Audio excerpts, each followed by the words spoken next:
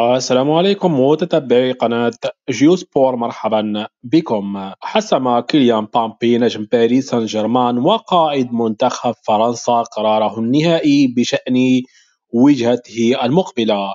ونشرت صحيفة لو باريزيان الفرنسية خبرا عاجلا يؤكد أن بامبي اختار الانتقال إلى نادي ريال مدريد الإسباني اعتبارا من الموسم الجديد. وأضافت: لم يعد هناك أي مجال للشك، لقد قرر مبابي مغادرة الدوري الفرنسي في نهاية الموسم والانضمام إلى أكبر ناد في العالم الذي كان ينتظره دائما.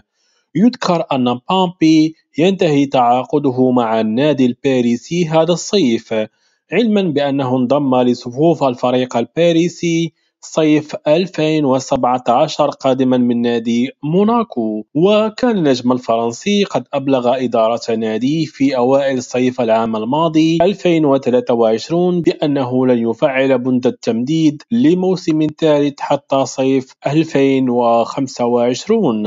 يذكر أن عدة أندية إنجليزية كانت مهتمة بالتعاقد مع مبابي، أبرزها ليفربول ومانشستر يونايتد، لكنه استبعد تماما الانضمام إلى البريمير ليج.